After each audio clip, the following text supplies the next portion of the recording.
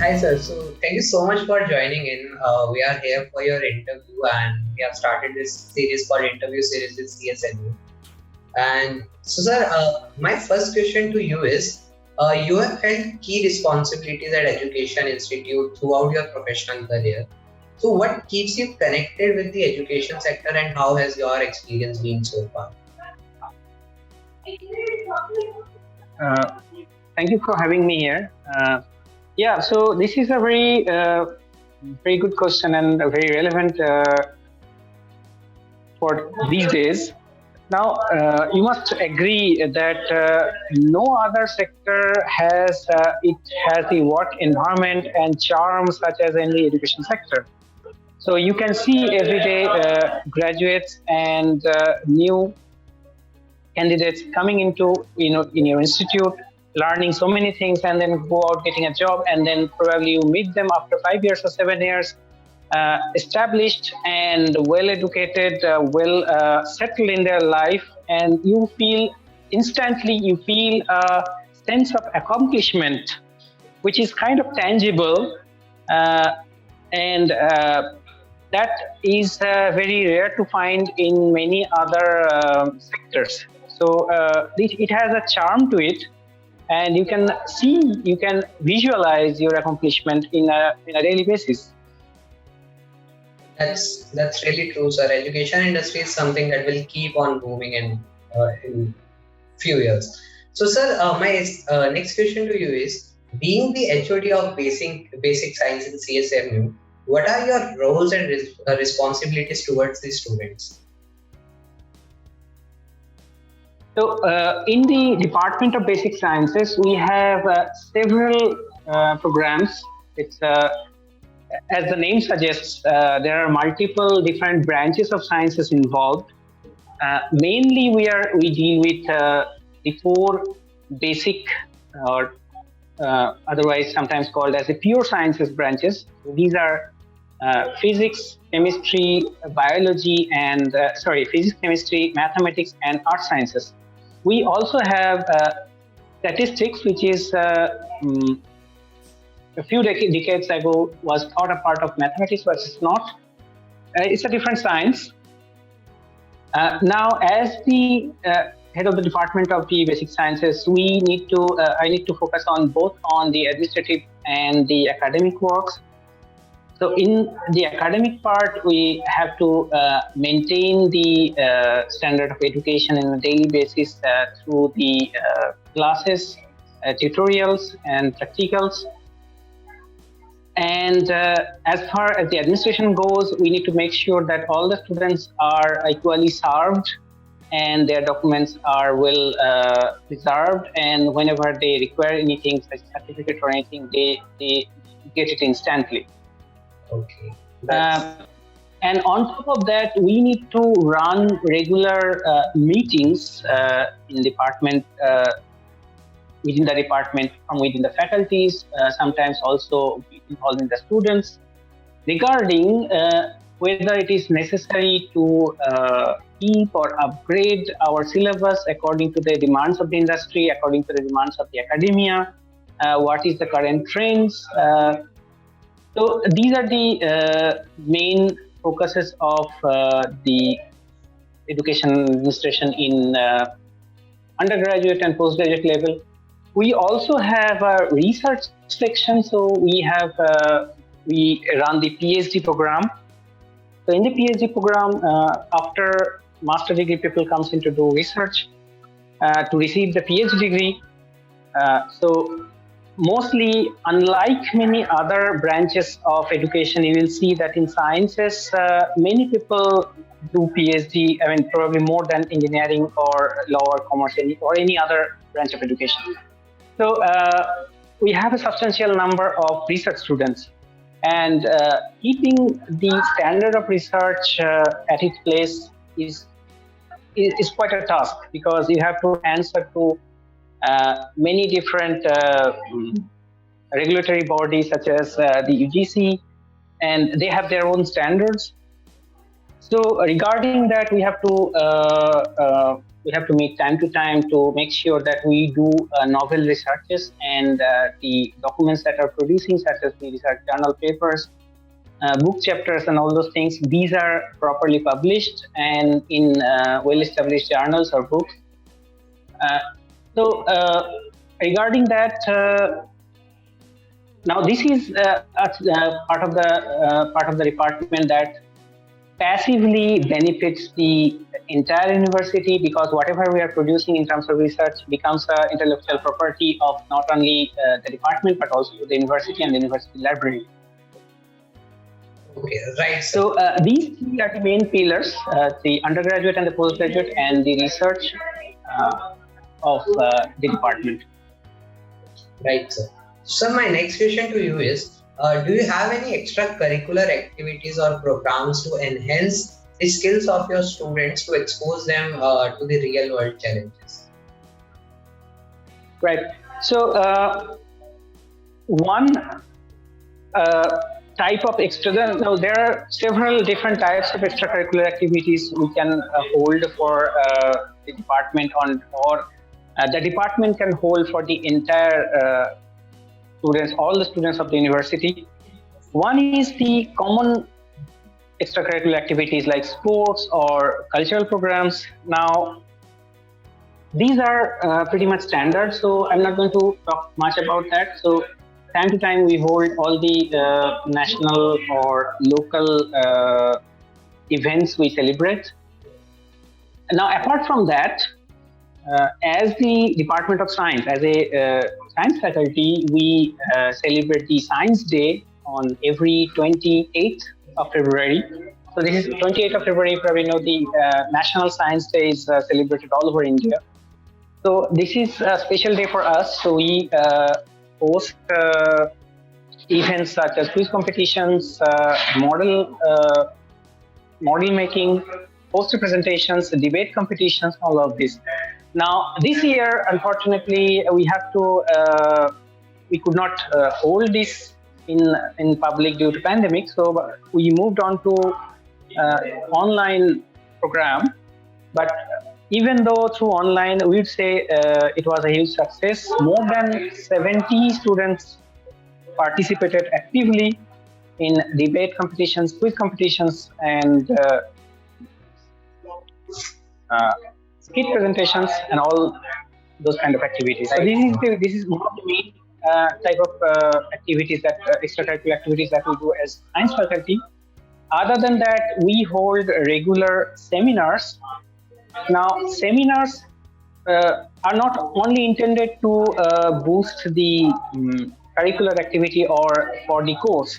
It is also intended to boost the confidence of the student to go on to a public speaking, to be able to have a complete knowledge of the topic on which he or she are going to speak about. So, seminar is one of the main focus of our department. We hold it for every courses mandatorily, encouraging all the students to go on speak in public events. And this is one of the main focus, that we train everyone such that they are able to speak freely in public, not only about the topics of science, but in general topics, and to be able to give presentations. Now, this is one of the very key skills, not only for academia, but also should agree for business or many other branches as well, that one should be able to be comprehensive, express whatever they know, because knowledge it does not have any meaning unless you are able to convey it. Right. So this is another very important extracurricular activity we do. And finally, we have like a guest lecture program. So we have a distinguished lecture series. So we invite some scientist or some well-known personality from some other university or institute, uh, who can speak on a very general topic which is suitable for all the students of the department, or maybe all the students of the university. Right, sir. Uh, So, okay, sir, and after the student can also get a chance to interact with the speaker of the scientist. So this way, we give them a taste of what it's like, or what is like, what the students should expect when they go out there in the field. right, sir. So, my next question to you is, what would you like people to know about your institute that they may not know currently? I'm sorry, could you please repeat? Yes, sir. Sir, my next question to you is, what would you like people to know about your institute that they may not know currently? Okay, so but our university, Chhatrapati Shivaji Maharaj University, is a relatively new institute. It has established in 2018, and since then, in the last 2-3 years, we have grown quite a bit. And our faculty of science used to be one of the very smallest department of the university. Started with 9 students in the first year. Now it has grown to more than 200 students, and we have since our one of our very strong resume is that we have developed all the laboratories or facilities that are essential for science education. So we have very well developed laboratories for physics, for chemistry, and we have extensive computational facilities for statistical laboratories. Right. So, sir, my next question to you is, what do you see as the greatest strengths of CSMU? As you have just mentioned that CSMU have just started in 2018.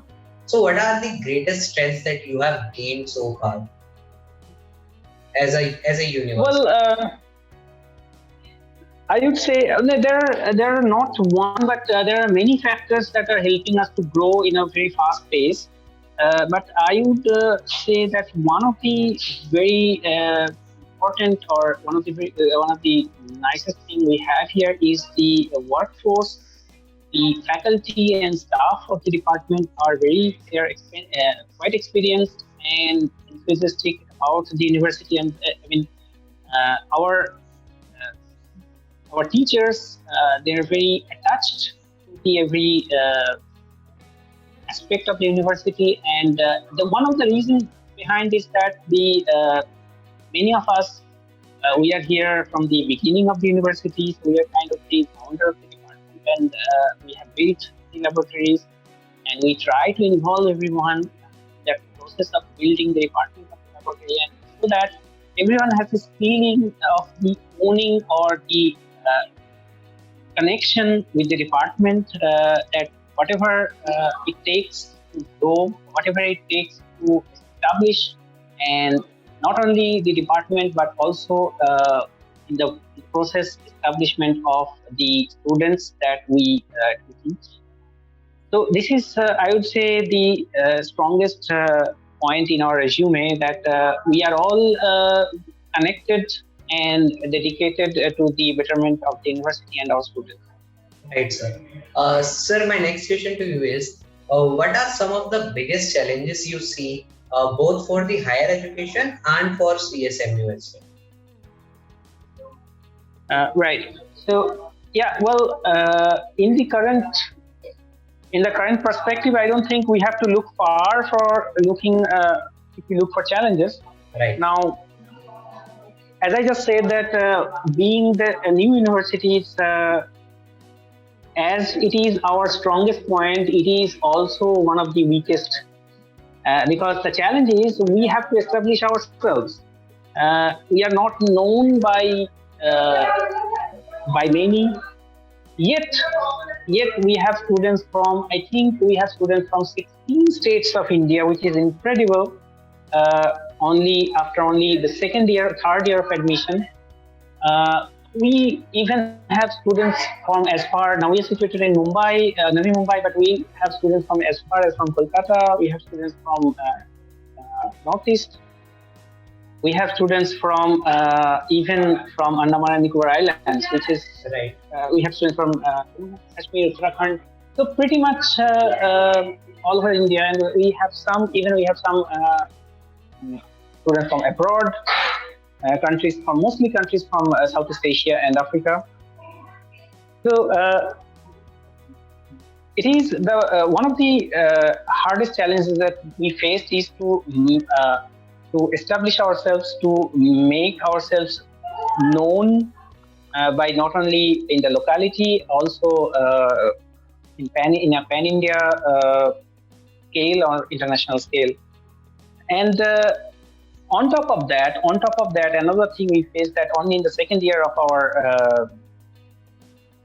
our growth, we have faced the pandemic, which has crippled. You should know that the pandemic has crippled many institutes, many universities, and dealt a quite severe blow not only to the university and educational structure, and also many industries and sectors which gives us placement, gives us students. So we have to, only in the second year of our starting of the university, we have to completely modify, we have to redesign the way we are thinking, the way of delivering the knowledge, delivering the imparting the knowledge, and training the student. And this is a paradigm shift. This is not a change of course. This is a paradigm shift. We have to think completely differently how we should take run programs, how we should take classes, how we should take exams effectively, and how do we evaluate students in a way that makes sense. I mean, they that do justice to their knowledge. So this is a challenge that is faced by everyone, but maybe being a new university even more so. Right, sir. So, sir, this is going to be my last question to you. Sir, any suggestions you would like to give to the current youth and the aspiring students? Thank you. This is a very interesting question. Now, again, I would like to copy the last part of my last comment that since now we are going through a paradigm shift, now that's why many people are being disheartened that okay, what should I study? I want to study engineering, but without practicals, so whether the engineering will be fruitful or not. How should I know hands-on experience or hands-on? How do I do my laboratories? So my advice is don't be disheartened. First of all, what you should understand, this pandemic situation, this is not going to last long. But irrespective of that, irrespective of whatever it becomes, we have to understand that the knowledge that has to be that can be gathered in either way. I mean, we are working continuously, we are working tirelessly to invent new ways such that we can convey, we can impart that knowledge to the students so that they can have a complete understanding of the subject, not only the subject, but also have an understanding on a practical understanding on how things are different in particular aspects. So whatever the students, the candidates, the aspirants, they are thinking of, they are afraid or they are scared of, it's they should also understand this. This is not only temporary, but this also is going to strengthen the resolves of them.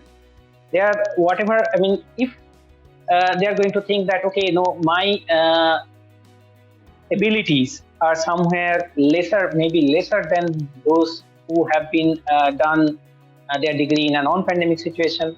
I strongly oppose to that notion. I strongly say that no, the pandemic. This is a difficult situation, and difficult situation develops difficult or stronger men and women.